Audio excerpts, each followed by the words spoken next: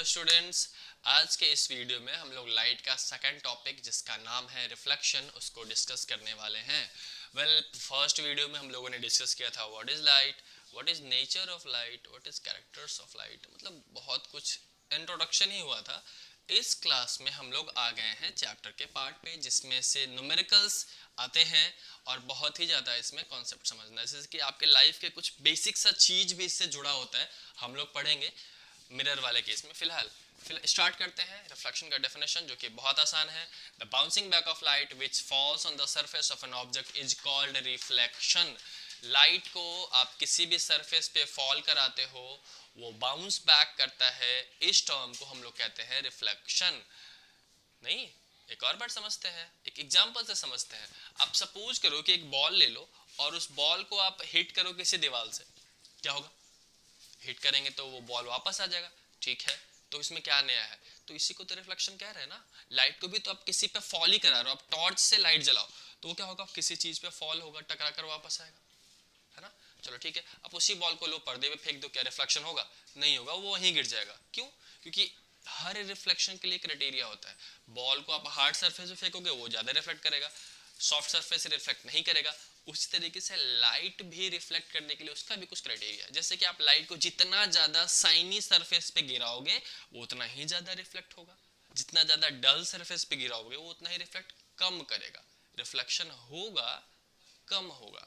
चलिए बढ़िया है, ये हो गया कुछ बेसिक्स है रिफ्लेक्शन का डेफिनेशन। और अब हम लोग पढ़ेंगे कि what will happen when reflection of light from plane surface, मतलब when light falls on a plane surface. देखो यहाँ से फिजिक्स आ गया है, अब समझते हैं कैसे कैसे क्या कॉन्सेप्ट हम लोग को देखना है। कुछ टर्म्स जान लेते हैं। इस चीज को जानने से पहले हम लोग कुछ टर्म्स को जानेंगे, क्योंकि लॉज ऑफ रिफ्लेक्शन आगे जो हम लोग पढ़ेंगे ना उसमें ये सब काम आने वाला है। मैं बताता हूँ, पहला है आपका इंसिडेंट रे। इंसिडेंट रे का डेफिनेशन क्या है भाई? The ray of light falls on the surface, मतलब कि हम बॉल को फेंके थे तो बॉल गया था किसी सरफेस पे, उसी प्रकार से लाइट को फेंकेंगे, लाइट फॉल्स होगा उस सरफेस पे। उस टर्म को कहते हैं, उस रे ऑफ लाइट जो फॉल हुआ है उसको बोलते हैं इंसिडेंट रे।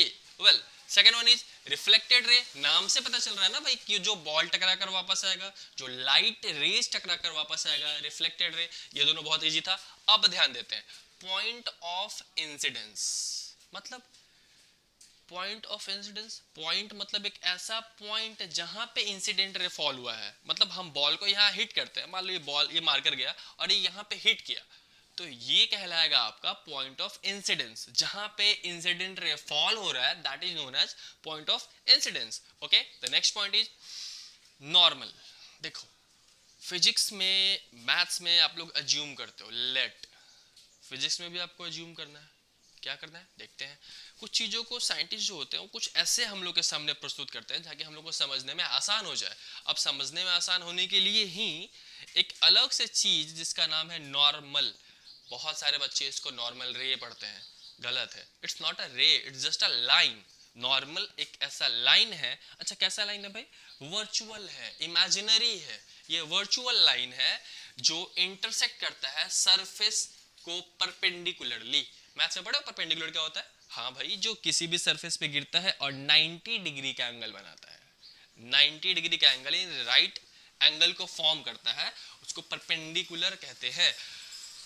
नॉर्मल एक ऐसा ही वर्चुअल लाइन है जो होता नहीं है, हम लोग उसको मानते हैं, एज्यूम करते हैं ताकि हमारा ये चीज को समझने में आसान हो जाए, and that is called normal. सब फिर से मैं बता रहा हूं, ये कोई रे नहीं है। वेल, अब बात करते हैं कुछ अलग चीज। यहां पर देखो एंगल भी बन रहा है भाई, एंगल ऑफ इंसिडेंस। अब इस फिगर में आओ, देखो ये जो आपका रे गया हुआ है, देखो अच्छा रे गया है हम लोग को कैसे पता चलेगा? तो एरो से बताएंगे, यानी कि ये अगर एरो आपका इस फॉर्म में मतलब रे जा रहा है, ये आपका मिरर है। यहाँ देखो नोट में क्या लिखा हुआ, in our diagram plane mirror is represented by a straight line. एक स्ट्रेट लाइन को हम लोग प्लेन मिरर समझते हैं, पर प्लेन मिरर तभी बनेगा, ये लाइन प्लेन मिरर तभी बनेगा जब आप यहाँ पे आपको छोटे छोटे लाइंस ड्रॉ करने होंगे। ये बहुत ही इंपॉर्टेंट है, बहुत बच्चे इसको नहीं बनाते हैं, फिर वो मिरर ही नहीं माना जाएगा। क्यों भाई, ये इतना इंपॉर्टेंट है? हाँ है। क्यों है? क्योंकि देखो where small dot shows silver coating. Silver coating क्यों भाई, सिल्वर कोटिंग जरूरी है? हाँ चलो हम लोग कुछ अब हम लोग सीखते हैं कि आईना बनाया कैसे जाए। आप एक ट्रांसपेरेंट ग्लास ले लो, उसमें अपना चेहरा देखो, दिखेगा? नहीं दिखेगा, आर पार दिखेगा। क्यों? क्योंकि वो ट्रांसपेरेंट है। तो क्या करना चाहिए, एक्चुअली काम करते हैं उसको पीछे सिल्वर से हम लोग पेंट कर देते हैं, सिल्वर कलर से। तो क्या होगा, हम लोग को अपना चेहरा दिखने लगेगा। चलिए जब हम लोग किसी भी प्लेन सरफेस को, किसी भी ट्रांसपेरेंट ग्लास को सिल्वर कोटिंग कर दिए, मतलब वो मिरर बन गया। अब मिरर बन गया तो यहाँ पर एक और टर्म पढ़ लेते हैं, एंगल ऑफ रिफ्लेक्शन और एंगल ऑफ इंसिडेंस। देखो नॉर्मल और इंसिडेंट रे के बीच में एक एंगल बन रहा है ना? ये एंगल को क्या बोलते हैं? इसको बोलते हैं एंगल ऑफ इंसिडेंस, और इसको शो करते हैं एंगल का साइन देकर के और छोटा आई का साइन देकर के। ये हो गया आपका एंगल ऑफ इंसिडेंस। सेम उसी प्रकार से एंगल ऑफ रिफ्लेक्शन क्या होगा, गेस करो। सही है, नॉर्मल और रिफ्लेक्टेड रे के बीच में जो एंगल बनेगा उसको बोलेंगे एंगल ऑफ रिफ्लेक्शन। क्लियर है? अब यहाँ समझते हैं। अब बहुत बच्चों के दिमाग में आ रहा, सर आप बोले थे सिल्वर कलर का कोटिंग होता है, पर हम तो मिरर के पीछे देखे उसमें रेड अलग अलग कलर का है, ऐसा क्यों? तो होता ये है कि सिल्वर कलर को बचाने के लिए, मतलब ये सिल्वर कलर है, मैंने इस पे एक पेंट का लेयर चढ़ा दिया। अब जरा सोचो कि इसको हम लोग नॉर्मली हवा में छोड़ देंगे या फिर किसी भी तरह से वो स्क्रैच हो जाएगा, स्क्रैच जहाँ से होगा वहाँ से रिफ्लेक्शन कम न होगा। इस वजह से उसको प्रोटेक्शन के लिए उस पर हम लोग एक और लेयर दूसरे कलर का चढ़ा देते हैं, जिससे हम लोग को मिरर रेड या ब्लू पीछे से दिखता है। क्लियर है? एक बार फिर से इस फिगर को समझते हैं, उसके बाद हम लोग पढ़ेंगे लॉज ऑफ रिफ्लेक्शन। चलिए देखिए, ये है आपका मिरर, सॉरी मिरर नहीं है, ट्रांसपेरेंट ग्लास जिसपे सिल्वर का कोटिंग किया गया है। आप उस पे रे ऑफ लाइट को फॉल करा रहे हो, that is known as incident ray. वो रे ऑफ लाइट टकराया, टकराकर फिर वापस चला गया, that is known reflected ray. एक डॉटेड इमेजिनरी वर्चुअल लाइन जो कि परपेंडिकुलर होता है सरफेस पे, ये कहलाता है आपका नॉर्मल। याद रखेंगे, नॉर्मल को हमेशा डॉटेड लाइन से दिखाएंगे क्योंकि ये इमेजिनरी लाइन है, इसलिए ये हमेशा डॉटेड ही रहेगा। क्लियर है? इतना दूर समझ में आ गया। तो हम लोग पढ़ते हैं लॉज ऑफ रिफ्लेक्शन। अब ध्यान देते हैं लॉज ऑफ रिफ्लेक्शन क्या है। लॉज मतलब कानून। दुनिया में हर चीज़ को व्यवस्थित रखने के लिए नियम कानून का होना बहुत ज़रूरी है। फिजिक्स भी बहुत सारे नियमों को मानता है, हमारा पूरा यूनिवर्स भी हर नियम को फॉलो करता है। अब ध्यान देते हैं इस रिफ्लेक्शन का क्या नियम है। बोला जाता है कि इसके दो नियम है। ये जानने से पहले जानते हैं कि होता क्या चीज़ है। देखिए दो नियम में पहला है the incident ray, reflected ray and normal all lie on the same plane. मतलब नहीं समझ में आया ना? देखिए क्या होता है, यहाँ समझते हैं। इसमें इंसिडेंट रे कौन है बताओ? अच्छा ये ऊपर वाला है, ये रिफ्लेक्टेड रे है क्योंकि ये वापस आ रहा है। ये प्लेन मिरर है जिसको हम लोग एम बोलते हैं। ये डॉटेड लाइन दिखा रहा है कि वो सिल्वर कोटेड है। चलो इतना जानते हैं। अब बोला है कि इंसिडेंट रे जो टकराया इस पॉइंट पे, जिसको पॉइंट ऑफ इंसिडेंस कहते हैं, क्या इसी पॉइंट से ना रिफ्लेक्टेड रे वापस आएगा? मतलब कि ये जहाँ इंसिडेंट गिर रहा है उसी पॉइंट से रिफ्लेक्टेड रे वापस आ रहा है, और उसी पॉइंट पे नॉर्मल भी बना हुआ है। मतलब कह सकते हैं कि ये तीनों का तीनों पॉइंट जहाँ लाई करता है वो सेम प्लेन पे होता है। पहला बात तो ये तय हो गया। अब ऐसा नहीं है कि आप टॉर्च जलाएंगे इस पॉइंट पे और रिफ्लेक्शन उस पॉइंट से आएगा, नहीं। ऐसा इसलिए क्योंकि ये एक नियम हम लोग पढ़ लिए। अब यहाँ देखते हैं दूसरा नियम क्या बोल रहा है। Angle of reflection is always equal to angle of incidence. ये क्या है? बहुत आसान है ना। जस्ट इमेजिन कि एंगल ऑफ इंसिडेंस जो है, इन दोनों के बीच का जो एंगल है वो मान लेते हैं 40 डिग्री है। तो क्या होगा इन दोनों के बीच का एंगल? ये भी 40 डिग्री ही होगा। और ये नियम है, लॉज है, इसको आप तोड़ नहीं सकते हैं। इसको बोल सकते हैं एंगल आई एंगल आर के बराबर होता है हमेशा। हमेशा हर जिस जगह पे रिफ्लेक्शन ऑफ लाइट हो रहा है उस जगह पे ये दोनों लॉज कायम होंगे। वेल ये प्लेन मिरर के साथ साथ स्फेरिकल मिरर पे भी काम करता है। स्फेरिकल मिरर अगले वीडियो में, चाहे इसी वीडियो में देखते हैं आगे। वेल ये अगर हमारा क्लियर हो गया है तो एक छोटा सा क्वेश्चन जो कि बेसिक जानना आता है हम लोग को देखते हैं। बोला गया कि what will happen, sorry what will happen when light falls on normal. क्या होगा अगर इंसिडेंट रे को ही हम नॉर्मल पे डाल दें? क्या होगा देखो, जस्ट इमेजिन करो कि ये एक वायर है, इसको हम पकड़ के जैसे जैसे नीचे खसकाएंगे ये वाला अपने आप ऊपर खसकते जाएगा। क्यों खसकेगा पता है? ये वाला याद है, एंगल आई बराबर एंगल आर, ये नीचे खसकेगा, ये भी ऊपर चढ़ेगा। जब ये दोनों इसी पे आ जाएगा तो यहाँ पर बोल सकते हैं कि एंगल ऑफ इंसिडेंस और एंगल ऑफ रिफ्लेक्शन दोनों का दोनों जीरो हो गया है, जिसपे कि जो लाइट है वो क्या करेगा, परपेंडिकुलरली जो गिरा है वो उसी लाइन पे वापस आ जाएगा, मतलब वो जिस राह पे गया है उसी राह पे वापस आ जाएगा। ये तब होगा जब आप 90 डिग्री पे लाइट को फॉल करा रहे हो किसी भी सरफेस पे। एक बार फिर से रिकॉल कर लेते हैं। रिफ्लेक्शन ऑफ लाइट जो होता है वो प्लेन सरफेस पे फॉल करता है। कुछ लॉज होते हैं, दो लॉज बनाए गए जिसको लॉज ऑफ रिफ्लेक्शन बोला जाता है। पहला है इंसिडेंट रे, रिफ्लेक्टेड रे और नॉर्मल, एक ही प्लेन पे पाया जाएगा। दूसरा है एंगल ऑफ रिफ्लेक्शन जो बराबर होता है हमेशा एंगल ऑफ इंसिडेंस के, और ये कभी भी बदल नहीं सकता है। क्या होगा अगर हम लाइट को नॉर्मल पे ही फॉल करा दें तो उस केस पे वो उसी राह पे वापस आएगा जिस पे वो गया था। एक क्वेश्चन और, सिलेबस से नहीं है मैं पूछ रहा हूँ, आपको इसको फिक्स कर देना है। इंसिडेंट रे आपका फिक्स है, ठीक है, और मैं ये कहता हूँ कि आप एंगल ऑफ रिफ्लेक्शन को बढ़ा दो, मतलब कि ये लाइन को आपको फिक्स करके रखना है और आपको इस रिफ्लेक्शन के एंगल को बढ़ा देना है। कैसे पॉसिबल है सोच के बताओ मुझे, कमेंट करना, मैं इसका आंसर अगले क्लास में दूंगा। क्लियर है? फिलहाल अभी हम लोग पढ़ने वाले हैं रेगुलर रिफ्लेक्शन और डिफ्यूज रिफ्लेक्शन, ठीक है। क्वेश्चन याद रखो, ये इसको फिक्स करना है आपको, बिना इसको हिलाए आपको ये एंगल को बढ़ा के दिखा देना है। रेगुलर का मतलब लगातार, रिफ्लेक्शन मतलब बाउंस बैक ऑफ लाइट।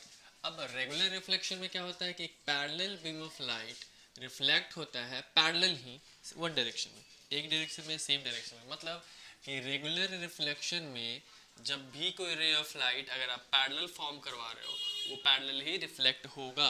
ये याद रखेंगे इसमें कि इसके लिए आपको दो चीज़ें का जानना है, it occurs on smooth surface और on highly polished metal surface. मतलब कि रेगुलर रिफ्लेक्शन होने के लिए या तो वो सरफेस बहुत ही ज़्यादा स्मूथ होना चाहिए या फिर हाईली पॉलिश्ड मेटल सरफेस होना चाहिए। अब ध्यान देते हैं डिफ्यूज्ड क्या होता है। इसमें क्या होता है कि पैरेलल बीम ऑफ लाइट जो होता है ना वो रिफ्लेक्टेड होता है बट सेम डायरेक्शन में नहीं होता है, उसका डायरेक्शन अलग अलग होता है। इसे एग्जांपल हम लोग फिगर में देख सकते हैं। इसमें रेज ऑफ लाइट बिल्कुल पैरेलल आया और पैरेलल गया सेम डायरेक्शन में, मगर यहाँ पे ऐसा कुछ होता हुआ दिखाई नहीं दे रहा है। इसका मतलब ये है कि डिफ्यूज रिफ्लेक्शन जो रे ऑफ लाइट रिफ्लेक्ट कर रहा है वो सेम डायरेक्शन में नहीं कर रहा है, एक डायरेक्शन में नहीं कर रहा है। अब यहाँ से क्वेश्चन उठता है कि लॉज ऑफ रिफ्लेक्शन यहाँ फॉलो हो रहा है, दिख भी रहा है, क्या यहाँ फॉलो होता है?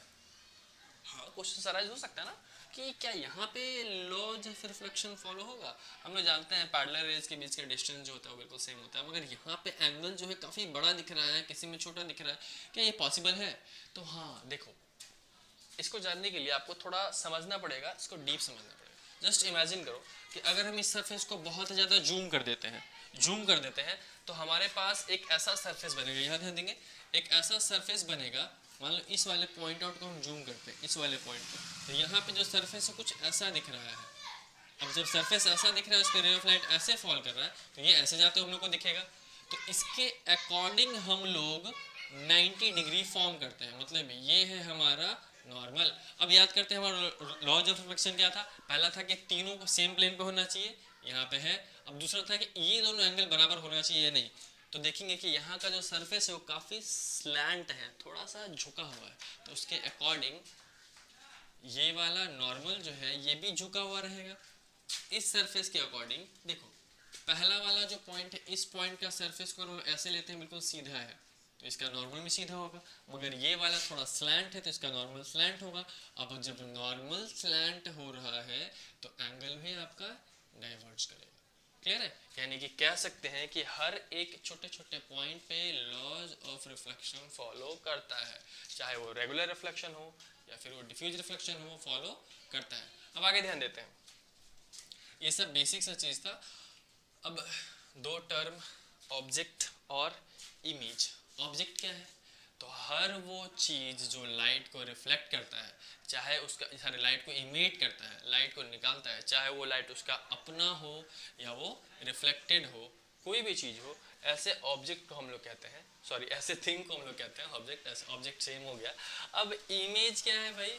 तो it is an optical appearance. Optical मतलब लाइट, अपीयरेंस मतलब प्रस्तुति, मतलब लाइट का एक ऐसा प्रस्तुति जो उस ऑब्जेक्ट का डुप्लीकेट हमारे पास बनाता है, that is known as image. Clear है? देखो, it is an optical appearance produced when light rays coming from surface meet, ये जहां मिलता है वहां पे इमेज का फॉर्मेशन होता है। अब याद रखेंगे कि ऑब्जेक्ट भी दो तरह का है, पहला है आपका इमेज आपके दो तरह का है, पहला है आपका रियल इमेज, दूसरा है आपका वर्चुअल इमेज।